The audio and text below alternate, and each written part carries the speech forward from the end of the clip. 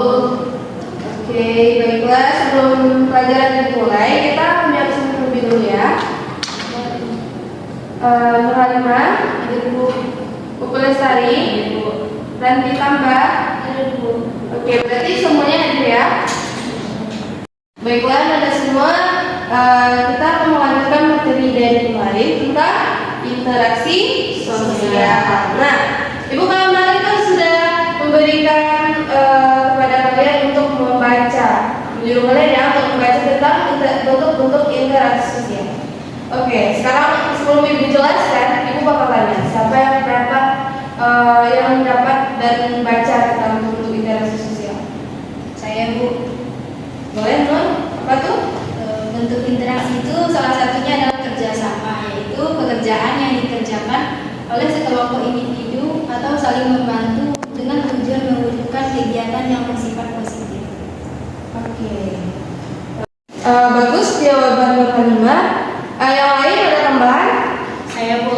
Baik, Puput. Apa? Bentuk-bentuk interaksi itu ada dua, Bu, yaitu interaksi asosiatif dan disosiatif. Interaksi asosiatif itu interaksi yang mengarah kepada persatuan, sedangkan disosiatif yang mengarah kepada perpecahan, Bu. Baik, bagus. Oke, udah ada dua temannya yang jawab. Ada tambahan lain? Saya, Bu. Boleh, Andi.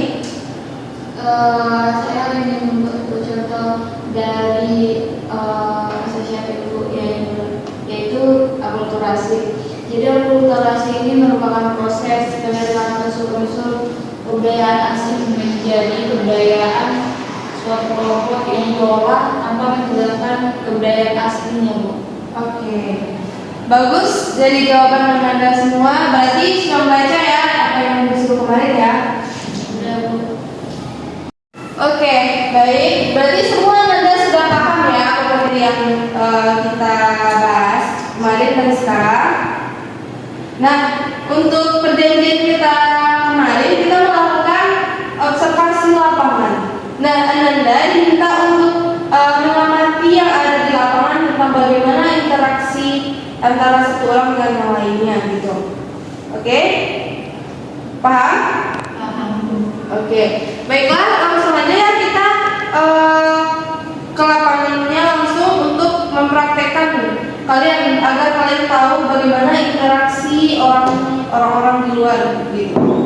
Sekarang Anda langsung saja ke lapangan untuk mengamati interaksi masyarakat. Baik, silakan kita keluar.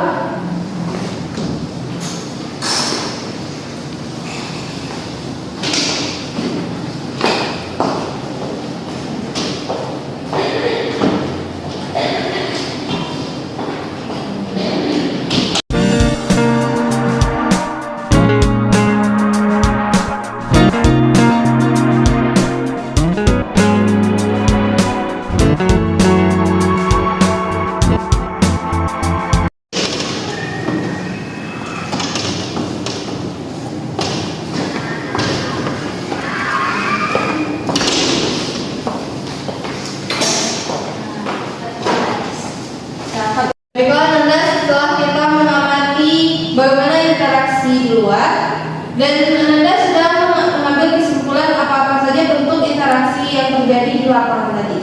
Oke, Ibu di sini meminta Ananda untuk mempresentasikan hasil kesimpulan dari Ananda tentang bagaimana bentuk-bentuk interaksi di lapangan yang Ananda temui.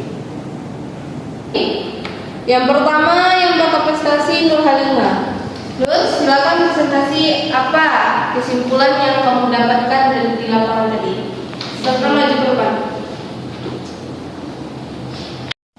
Jadi kesimpulan yang saya dapatkan dari observasi yang saya lakukan, yang pertama adalah adanya kerjasama yang dilakukan saat pelajaran olahraga, yaitu bermanfaat dalam menyehatkan tubuh.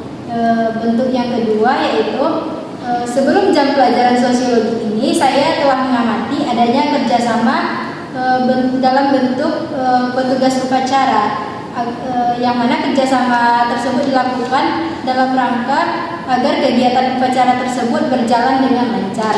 Dan yang terakhir bentuk interaksi yang saya dapatkan dari pengamatan adalah adanya kegiatan kerja kelompok di setiap kelas di sekolah ini. Dari beberapa contoh di atas, dikategorikan sebagai interaksi karena melibatkan lebih dari satu individu dan terjadinya komunikasi serta membangun atau menciptakan tujuan yang positif. Sekian, terima kasih. Bagus sekali ya jawaban dari Nur. Oke, Ibu langsung saja ingin tahu nih apa aja kesimpulan yang Puput ambil di lapangan tadi. Silakan sampaikan.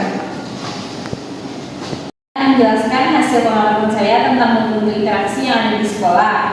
Yaitu yang pertama asosiatif, itu kerjasama. Contoh kerjasama yang saya lihat di sekolah yaitu kerjasama antara para guru di kantor serta kerjasama antara para penjaga kantin. Yang selanjutnya yaitu bentuk interaksi disosiatif,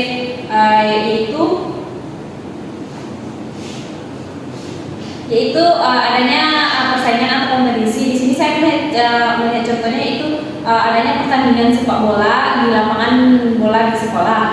Itu yang dapat saya sampaikan dari hasil pengamatan saya. Saya ucapkan terima kasih. Nah, apa yang kalian simpulkan presentasi di depan tadi itu sangat bagus. Dan berarti kalian sudah paham ya apa itu interaksi sosial. Tapi Ibu di sini untuk mendalami pemahaman kalian tentang interaksi sosial. Interaksi sosial itu ya seperti yang kita lihat di sekeliling lingkungan kita, sering terjadi interaksi sosial. Dan interaksi sosial itu sebagai bentuk kita untuk saling dekat antara satu dengan sama yang lain. Ya, sama dengan sekarang ini ibu sama kalian itu saling terjawab itu terjadi interaksi sosial. Interaksi sosial terjadi di kelas. Oke.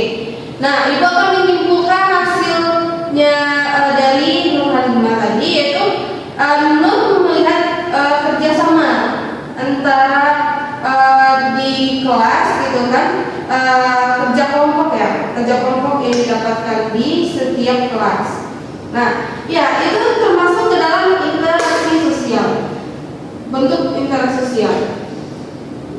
Nah, interaksi itu melibatkan lebih dari satu individu dan terjadi komunikasi dan membangun atau menciptakan tujuan yang positif atau tujuan yang akan kita inginkan gitu kan. Nah, bagus jawaban dari Nur.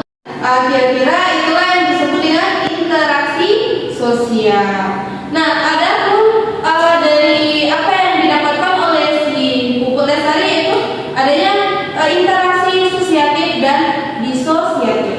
Apa itu interaksi asosiatif? Yaitu bentuk interaksi sosial positif yang mengarah kepada kesatuan dan kerjasama antara satu dengan yang lainnya. Kalau interaksi sosial disosiatif, yaitu bentuk interaksi sosial yang lebih mengarah kepada konflik atau perpecahan baik individu maupun kelompok. Nah, di sini tuh siswa itu diberi kerja kelompok itu untuk memecahkan satu permasalahan yang ada di sekitar, di sekeliling kita, seperti adanya tawuran di kelas, ada tawuran pelajar, gitu kan? Nah, di sini siswa tuh dituntut kita untuk memecahkan satu masalah, dan itu disebut dengan interaksi sosial disosiatif. Selain interaksi tersebut terjadi antara satu dengan yang lainnya dan terdapat interaksi simbolik atau hubungan timbal balik antara keduanya. Dan ada juga interaksi itu terdapat tujuan yang akan kita capai. Nah, tujuan tersebut tentu akan kita dapatkan dari bagaimana kita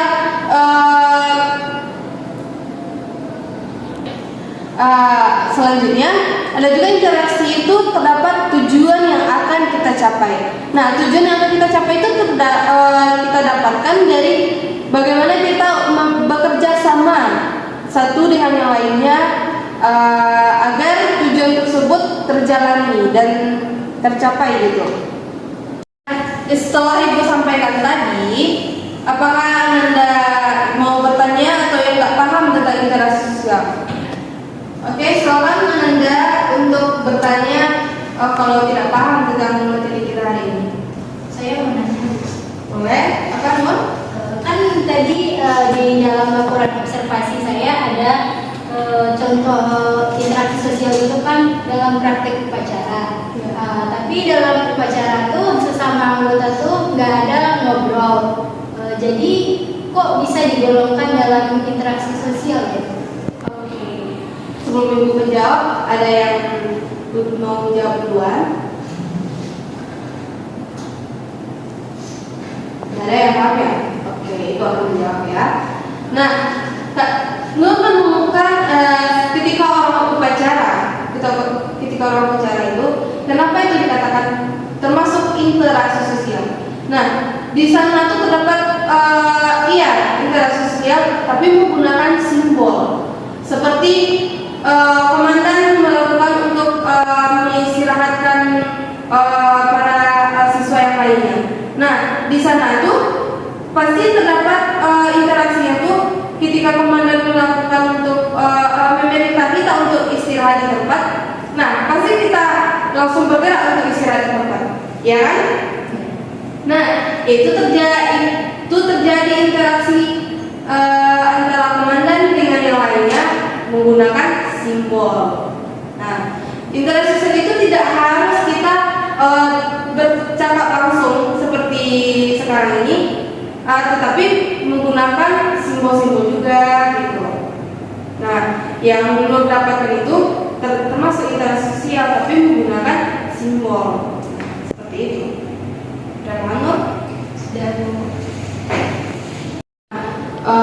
Kalau Ananda sudah paham tentang materi kita hari ini, kita cukupkan saja pertemuan kita hari ini ya. Kita lanjutkan minggu depan tentang kelompok sosial. Jangan lupa dibaca bukunya ya tentang kelompok sosial. Oke, baik Ibu cukupkan saja sampai di sini. Wassalamualaikum warahmatullahi wabarakatuh.